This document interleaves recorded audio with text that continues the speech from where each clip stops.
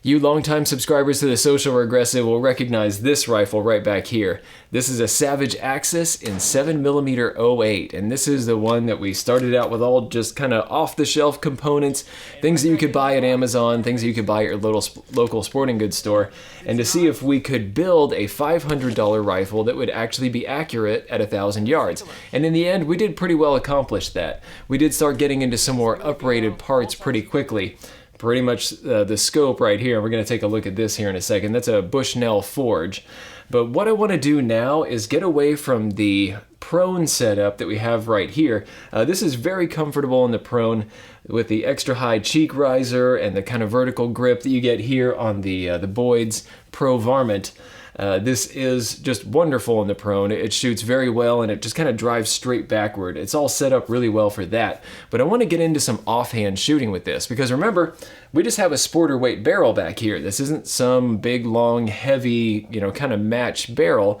It's a good barrel, but it is lightweight, and this is something that we could very easily take out hunting. Today we're going to be swapping the furniture from the Boyds Pro Varmint over to the Boyds Spike Camp. Make sure you check out the video where we talk about the shape of this and how it all works, because this is a fantastic little stock for a ridiculously low price. Depending on the action that you have, this may actually just cost you $99. And this is, I think, going to be a very functional and very comfortable stock for a variety of situations, especially if I want to get out in the woods and hunt with this. This is actually a very quick swap. We're going to do this in real time. I'm going to move the hardware from here to here, and we're going to see exactly how quickly we can get this done. 3, 2, 1, go! The first order of business is going to be saving this Bushnell Forge scope from anything nasty that we're about to do. So I'm going to use this worn torque wrench to remove this. This scope, by the way, is fantastic. This is the Bushnell Forge, and this scope has just excellent, very clear glass where you can really do a lot of mirage reading and see all the other little cues that you need. Really good color reproduction, and this is a scope that's going to be useful in a bunch of different situations. It has a lot of the features that you get from the Elite Tactical lineup, like it has 30mm tube here, it has an FFP reticle with a whole lot of detail in it. This has that Deploy MRAD reticle. It's a lot like the Horus H59. It has side focus, all locking turrets, all kinds of good stuff in here. And this is one that I very highly recommend, but it's also decently lightweight enough that you could use this as a hunting scope. That's kind of how they set this up. This is probably for a lot of your kind of longer range hunters in some mountainous or plains areas. Really cool scope though. All right, now we need to protect some of our parts. I'm just going to go ahead and pull the bolt. Let's get the mag.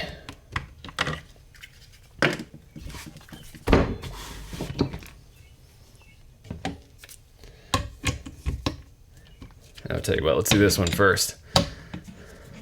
Let's get that rear wood screw, and we'll find that later.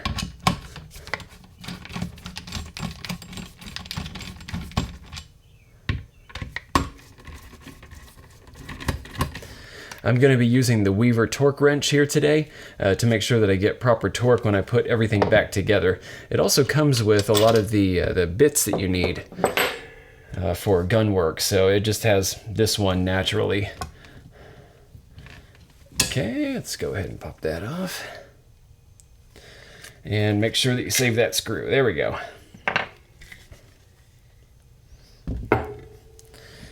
Okay, let's take a quick look at the stock that we're about to put on. First, make sure that it does have that recoil lug still glued in place. If that's missing, you're going to be in trouble. So yeah, make sure that that's actually still there and glued. Back here we have the rear mag catch. That's that little piece of plastic that you see right there. And then this one has a little added extra right here.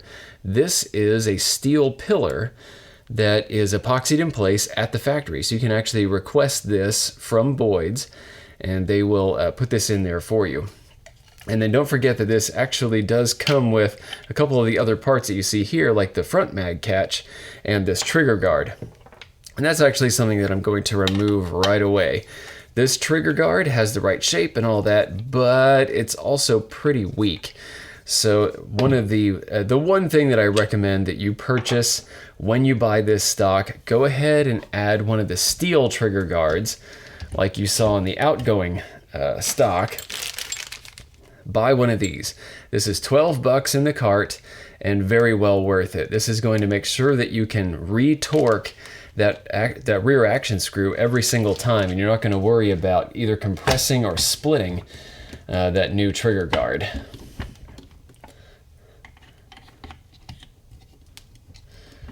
So put that front mag catch in place.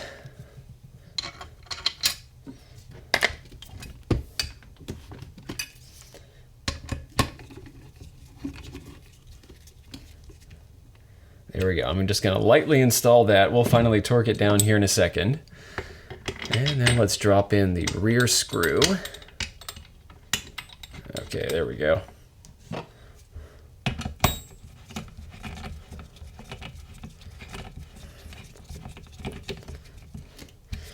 Okay. And now for me, I need, this is the screw that comes with the trigger guard, comes with the stock. They also throw in an extra here in the extra trigger guard. Now mine, which I just found on the floor, is this is the extra one that I had to cut down, because remember, I do have a trigger mod on this, and if you want to see how that's done for the Savage Axis, I'll put a link to that video, but you can make this a much better trigger. If you have the AccuTrigger model, then don't worry, you are in fine shape. But if you do have the original trigger, you can fix it up a whole lot by doing some pretty intense work in some ways. You can fix the creep, you can fix the over travel, and you can make it a much lighter pull. All right, now I'm just going to install this rear trigger guard screw just a little bit. This is one that you don't want to really crank in there at all. This just barely needs to hold this in place. In fact, pretty much it just needs to make sure that the trigger guard doesn't fall out. That's really all it's there for. And the recommended torque on these is at least on this front one, is going to be 35 inch-pounds. So there we go. Or excuse me, pound inches. I get this one a lot because I've discussed this in various videos on the channel. Pound inches is actually the correct way to say it, but inch pounds, everybody uses it, so it's just fine. All right, there we go. Let's just make sure that this one is still topped off. Okay. That is correctly torqued. Let's make sure that everything else fits. So there's the mag. Wonderful.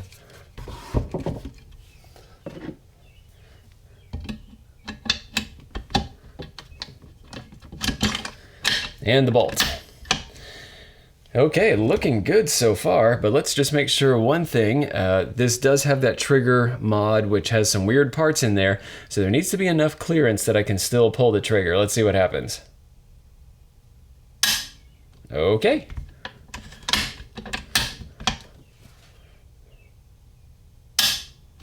All right. We have good mechanical function. Now there's one more thing that we're gonna do to this before we put the scope back on, because really guys, this is done. Check it out. And it looks like we have good clearance on either side of the barrel channel. Let's go ahead and check this real quick just to make sure that we do have full clearance, because if not, we can always use a dowel with some sandpaper on it to open that up and make sure that nothing actually touches under firing. All right, I have a little bit of a thicker sheet of paper here. Okay, we have good clearance on both sides. And this is actually cardstock. Oh yeah, no problems. Nice, all right, good job, Boyds. This is perfectly free-floated without having to mess with anything. I'm glad that we have this rear pillar installed back here. That's really cool that Boyds can do that straight from the factory. If you want to add some other parts to here, just, you know, it nudges up the price a little bit. This one started out because it has so many little extra doodads and extra removed material inside here. This one doesn't cost the $99 that some of the Spike Camp stocks will cost. It depends on what action you have. Sometimes it's $100. This one I think came out to be about $132, and I can't remember if that was with the pillar installed or not. You can check out the catalog for your own action. But there are some other parts that you might be able to pick up for yours. If you have either the Ruger American or the Savage Axis, this front mag catch is going to be, usually this is going to be plastic. It's just going to be a little piece of plastic like this one. If you want to upgrade on those two, they do have aluminum pieces that you can swap in. So you're not ever concerned that you are either crushing or compressing this plastic. Now this does seem to be quite tough. It seems to be some kind of reinforced polymer that's I've never damaged one of these, but if you do want to take things up to the next level, you can spend a couple extra bucks and you can get that front mag catch. Now, one other place where I'm going to recommend that we spend a little cash is this right here, especially if you are a tall guy like myself or you intend to spend some time in the prone. The butt pad that comes on this stock is not bad at all. As you can see, it's about a 1/2 inch thick, and it does have some pretty good squish to it. This is the same sort of butt pad that they use on the @1, and that one is quite adequate for the job. But if you are taller, since this does have kind of a natural 13.5 inch length of pull going on here, let me see if I can show this a little bit better. There we go. This has 13.5 inches of length of pull from the rear to up here. If you want to get it out to closer to 14.5, which I need, then this Boyds pad is going to help out a lot. And I think they have two different options. They have a limb saver and a Pockmeyer. And I think this one is the limb saver right here, but it has a good deal of squish to it. It's going to be very comfortable for a harder hitting caliber. So if you have a Magnum, definitely look into this. Let's go ahead and swap it out. The first thing we need to do is remove the original pad that you see right here. This has some very generous holes right here for accepting whatever wrench we're going to be working with. And I'm going to go ahead and grease this up anyway because I don't want to be tearing up the material. I might want to come back to this thinner pad in the future. Yeah, these are Allen screws inside here. Okay, feeling pretty good right there.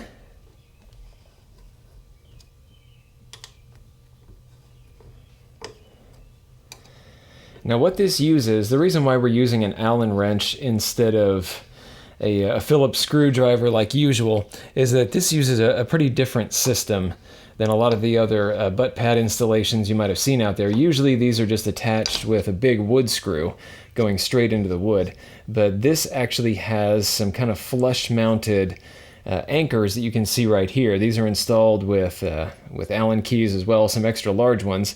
And then these screws go inside there.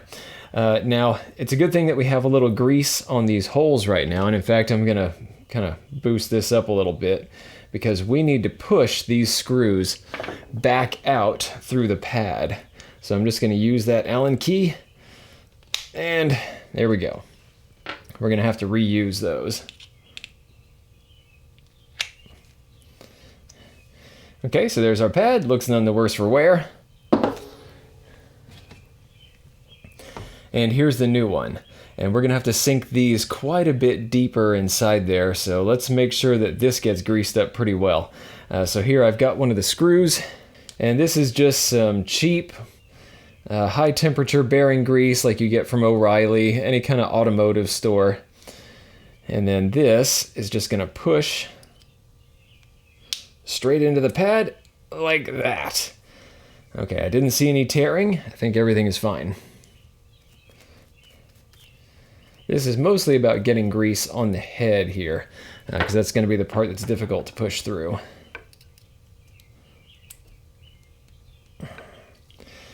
There we go.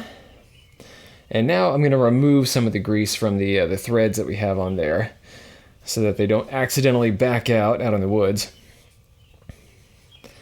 All right, and then this should just pop in place. And this is one of the really cool things about the Boyds stocks. There are a bunch of them that have this same shape at the back. You have the Boyds Pro Varmint, you have the @1, now you have the Spike Camp, and who knows, there might be one or two others that have this same profile, so you can buy one of these pads and drop it onto any of them.